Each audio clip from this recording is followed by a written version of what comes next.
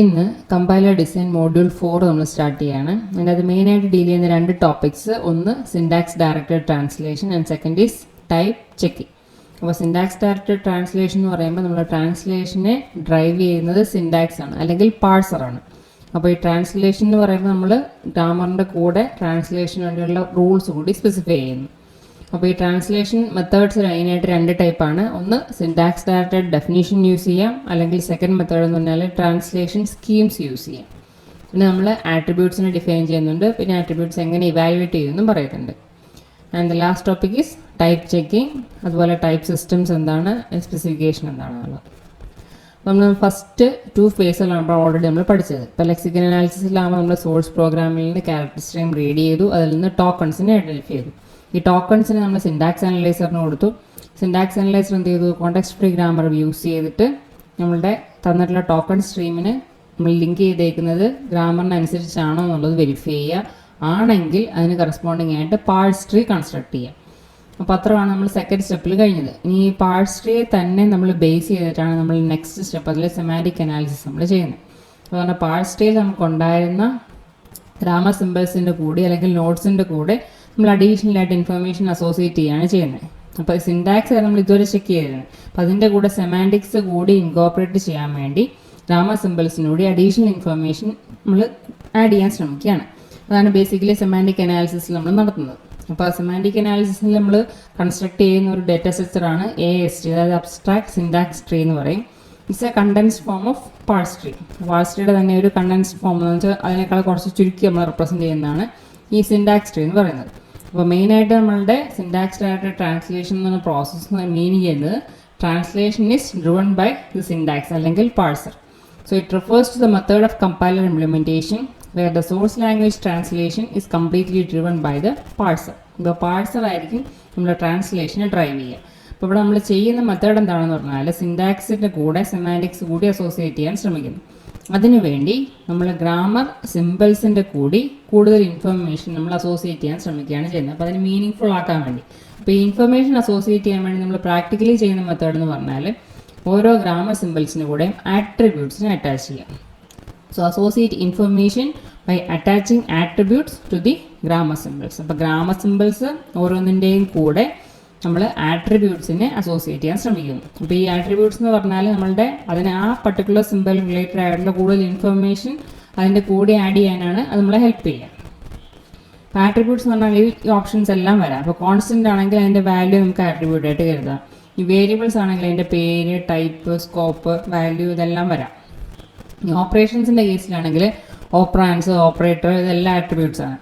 ഇനി എക്സ്പ്രഷൻ്റെ കേസിലാണെങ്കിൽ എന്ത് type value, type of value നമ്മൾ യൂസ് ചെയ്യുന്ന ഏതാണ്, ടൈപ്പ് ഓഫ് കൺസ്ട്രക്ട് നമ്മൾ യൂസ് ചെയ്യുന്ന ഏതാണ്, ഇതൊക്കെ അതിൻ്റെ ആട്രിബ്യൂട്ട്സ് ആയിരിക്കും. അപ്പോൾ വാല്യൂ ഓഫ് ആട്രിബ്യൂട്ട്സ് നമ്മൾ കമ്പ്യൂട്ട് ചെയ്യാൻ വേണ്ടി ഉപയോഗിക്കുന്ന മെത്തേഡ് അല്ലെങ്കിൽ അഡീഷണൽ ആയിട്ടൊരു കമ്പോണൻറ്റ് കൂടി നമ്മളിവിടെ ആഡ് ചെയ്യുന്നുണ്ട്. അതിനാണ് സെമാൻറ്റിക് റൂൾസ് എന്ന് പറയുന്നത്. അപ്പോൾ ഓരോ ഗ്രാമർ സിമ്പിൾസിൻ്റെ കൂടെയും നമ്മൾ ആട്രിബ്യൂട്ട്സ് അസോസിയേറ്റ് ചെയ്യുന്നു. ഈ ആട്രിബ്യൂട്ടിൻ്റെ പർപ്പസ് അതിനെപ്പറ്റി അഡീഷണൽ ഇൻഫർമേഷൻ ഹോൾഡ് ചെയ്യുക എന്നുള്ളതാണ്. ഇനി ഈ ആട്രിബ്യൂട്ടിൻ്റെ വാല്യൂ കമ്പ്യൂട്ട് ചെയ്യാൻ വേണ്ടി നമ്മൾ അഡീഷണൽ ആയിട്ട് റൂൾസ് സ്പെസിഫൈ ചെയ്യുന്നുണ്ട്. ഈ റൂളിൽ നമ്മൾ പറയുന്ന പേര് സെമാൻറ്റിക് റൂൾ എന്നാണ്. ഈ സെമാൻറ്റിക് റൂൾ നമ്മൾ അസോസിയേറ്റ് ചെയ്യുന്നത് ഓരോ ഗ്രാമർ പ്രൊഡക്ഷൻ്റെയും കൂടിയാണ്. ഇപ്പോൾ രണ്ട് ഡിഫറൻഷ്യേറ്റ് ചെയ്ത് അറിഞ്ഞിട്ടിരിക്കുക. ഗ്രാമർ സിമ്പിൾസിൻ്റെ കൂടെ നമ്മൾ അസോസിയേറ്റ് ചെയ്യുന്നത് അല്ലെങ്കിൽ അറ്റാച്ച് ചെയ്യുന്നത് ആട്രിബ്യൂട്ട്സ്. ഇനി ആട്രിബ്യൂട്ടിൻ്റെ വാല്യൂ കമ്പ്യൂട്ട് ചെയ്യാൻ വേണ്ടി നമ്മൾ സെമാൻറ്റിക് റൂൾസ് ഡിഫൈൻ ചെയ്യുന്നു. പക്ഷേ റൂള് ഒരു പ്രൊഡക്ഷന് കറസ്പോണ്ടിങ് ആയിട്ട് ഒരു റൂൾ ആ ഒരു ഫോമിലായിരിക്കും നമ്മൾ ആഡ് ചെയ്യും. ആ പ്രൊഡക്ഷൻ ഉപയോഗിച്ച് നമ്മൾ അവിടെ പ്രോസസ്സ് ചെയ്യുന്നു. അപ്പോൾ അതിന് കറസ്പോണ്ടിങ് ആയിട്ടുള്ള സെമാൻറ്റിക് റൂൾ അവിടെ ഇവാലുവേറ്റ് ചെയ്യും. So given A simple X with an attribute T. അപ്പോൾ അത് നമ്മൾ ഈ ഫോമിലാണ് റെപ്രസെൻറ്റ് ചെയ്യുക. എക്സ് എന്ന് പറഞ്ഞ ഗ്രാമർ സിമ്പിളിൻ്റെ ടി എന്ന് പറയുന്ന ആട്രിബ്യൂട്ട് എക്സ് ഡോട്ട് ടി എന്നായിരിക്കും അതിനെ റെപ്രസെൻറ്റ് ചെയ്യുക. അപ്പോൾ SDT അല്ലെ സിൻടാക്സ് ഡയറക്റ്റഡ് ട്രാൻസ്ലേഷൻ എന്ന് പറഞ്ഞാൽ അതിൻ്റെ അകത്ത് വരുന്ന രണ്ട് കമ്പോണൻസ് എന്തൊക്കെയായിരിക്കും? നമ്മളെ ഗ്രാമറുണ്ട്, അതിൽ പ്രൊഡക്ഷൻസ് ഉണ്ട്, അതിൻ്റെ കൂടെ അഡീഷണൽ ആയിട്ട് എന്ത് വരും, സെമാൻറ്റിക് റൂൾസ് കൂടി നമ്മൾ ആഡ് ചെയ്യും. അപ്പോൾ ഗ്രാമറിലെ പ്രൊഡക്ഷൻസ് ഉണ്ട്, അതിൽ ഓരോ സിമ്പിൾസിൻ്റെ കൂടെ നമ്മൾ ആട്രിബ്യൂട്ട്സ് ആഡ് ചെയ്യുന്നു.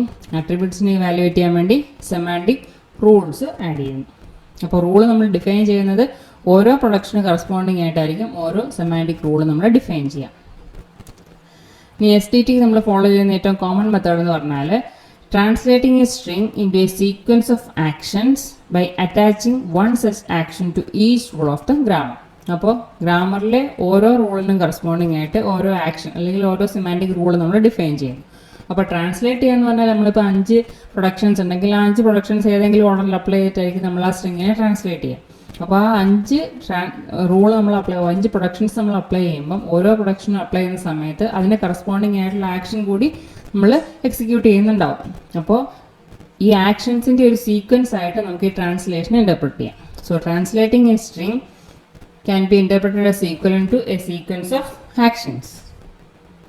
അപ്പോൾ ഒരു സ്ട്രിങ്ങിനെ നമുക്ക് പാർസ് ചെയ്യണമെന്നുണ്ടെങ്കിൽ നമ്മുടെ റിസൾട്ട് എന്തായിരിക്കും? നമ്മൾ ഈ പ്രൊഡക്ഷൻസ് ഏതെങ്കിലും ഓർഡറിൽ നമ്മൾ റിക്വയർഡ് ആയിട്ടുള്ള ഓർഡറിൽ നമ്മൾ അപ്ലൈ ചെയ്യുന്നു. ഓരോ അപ്ലൈ ചെയ്യുന്ന പ്രൊഡക്ഷൻസിനനുസരിച്ച് കറസ്പോണ്ടിങ് ആയിട്ടുള്ള സെമാൻറ്റിക് റൂൾ നമ്മൾ അതിൻ്റെ കൂടെ ഇവാലുവേറ്റ് ചെയ്ത് പോകുന്നു. So parsing A string produces A sequence of rule applications. അപ്പോൾ ഈ സെമാൻറ്റിക് റൂൾസിനെ ഏതെങ്കിലും ഓർഡറിൽ നമ്മൾ ഇവാലുവേറ്റ് ചെയ്യുക. നമ്മൾ ഗ്രാമർ പ്രൊഡക്ഷൻസ് അപ്ലൈ ചെയ്യുന്ന അതേ ഓർഡറിൽ തന്നെ ഓരോ പ്രൊഡക്ഷൻസിന് കറസ്പോണ്ടിങ് ആയിട്ടുള്ള സെമാൻറ്റിക് റൂൾസ് കൂടി നമ്മൾ അപ്ലൈ ചെയ്തിട്ടായിരിക്കും നമ്മൾ ആ പാഴ്സിങ് മുമ്പോട്ടേക്ക് കൊണ്ടുപോകുക. So SDT provides a simple way to attach semantics to any such syntax. Basically അത് ചെയ്യുന്നത് എന്താണ്? നമ്മൾ ഇതുവരെ സിൻടാക്സ് അനാലിസിസ് വരെ നമ്മൾ നോക്കിയിരുന്ന സിൻടാക്സ് പോർഷനായിരുന്നു. ആ സിൻടാക്സിൻ്റെ കൂടി സെമാൻറ്റിക്സ് കൂടി ഇൻകോർപ്പറേറ്റ് ചെയ്യാനാണ് ശ്രമിക്കുന്നത്. ഇനി SDT നമ്മൾ ഇംപ്ലിമെൻറ്റേഷൻ ലെവലിൽ പറയുകയാണെങ്കിൽ മെയിനായിട്ട് നമുക്ക് 2 രീതിയിൽ നമുക്ക് ഈ ഒരു പ്രോസസ്സ് ചെയ്യാം.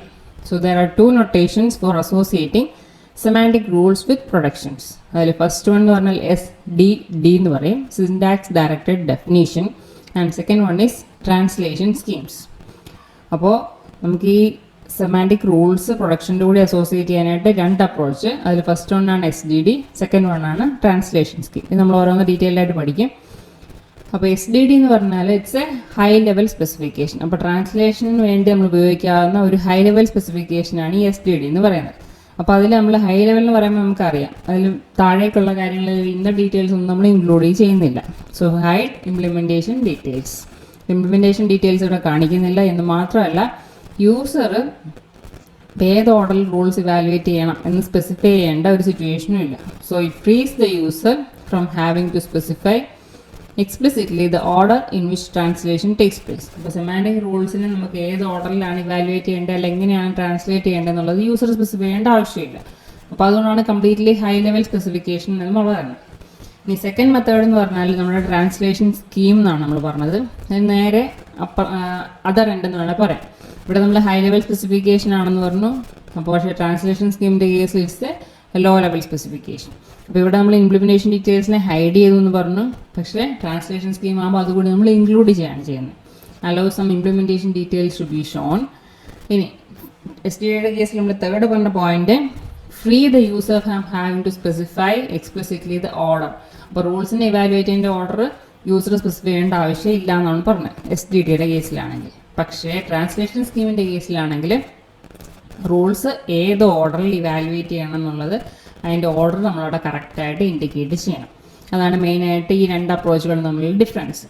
അപ്പോൾ സിൻടാക്സ് ഡയറക്റ്റഡ് ട്രാൻസ്ലേഷൻ എന്ന് പറഞ്ഞാൽ നമ്മൾ നോട്ട്സിൻ്റെ ആട്രിബ്യൂട്ട് ഗ്രാമർ സിമ്പിൾസിൻ്റെ കൂടെ ആട്രിബ്യൂട്ട്സിനെ അസോസിയേറ്റ് ചെയ്യുന്നു. ആട്രിബ്യൂട്ട്സിൻ്റെ വാല്യൂ ഇവാലുവേറ്റ് ചെയ്യാൻ വേണ്ടി സെമാൻറ്റിക് റൂൾസ് നമ്മൾ ഡിഫൈൻ ചെയ്യുന്നു. അപ്പോൾ ഈ റൂൾ ആഡ് ചെയ്യാൻ വേണ്ടി 2 അപ്രോച്ചുകളുണ്ട്. ഒന്നുകിൽ SDD യൂസ് ചെയ്യുക അല്ലെങ്കിൽ ട്രാൻസ്ലേഷൻ സ്കീം യൂസ് ചെയ്യുക. Next is conceptual view of SDD. അപ്പോൾ ഈ 2 അപ്രോച്ചുകൾ നമ്മൾ ഉപയോഗിച്ചാലും ചെയ്യുന്ന പ്രോസസ്സുകൾ ആണ് നമ്മളിവിടെ സ്റ്റാർട്ട് ചെയ്യുന്നത്. സോ ഫസ്റ്റ് നമ്മൾ ഇൻപുട്ട് സ്ട്രിങ്ങിനെ പ്രോസസ്സ് ചെയ്തു, അല്ലെ പാഴ്സ് ചെയ്തു. പാഴ്സ് ചെയ്തിട്ട് എന്ത് കിട്ടി? നമ്മൾ പാഴ്സ് ട്രീ കൺസ്ട്രക്ട് ചെയ്തു.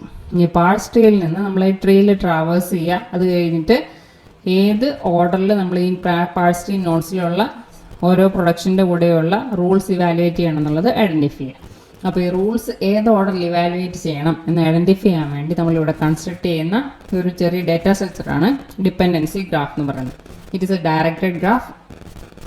അപ്പോൾ ഈ ഡയറക്റ്റഡ് ഗ്രാഫിൽ ശരിക്കും റെപ്രസെൻറ്റ് ചെയ്യുന്നത് നമ്മൾ ഗ്രാമർ സിമ്പിൾസിന് കൂടി ആഡ് ചെയ്യുന്ന ആട്രിബ്യൂട്ട്സിൻ്റെ ഡിപ്പെൻഡൻസീസ് ആണ്. അപ്പോൾ ഒരു ആട്രിബ്യൂട്ട് നമ്മൾ വേറെ ഏതെല്ലാം ഗ്രാമർ സിമ്പിൾസിൻ്റെ ആട്രിബ്യൂട്ട്സിനെ ഡിപ്പെൻഡ് ചെയ്യുന്നുണ്ട് എന്നുള്ളത് ഐഡൻറ്റിഫൈ ചെയ്യാൻ വേണ്ടി എല്ലാം റെപ്രസെൻറ്റ് ചെയ്യാൻ വേണ്ടിയിട്ടാണ് നമ്മൾ ഈ ഡിപ്പെൻഡൻസി ഗ്രാഫ് ഫോം ചെയ്യുന്നത്.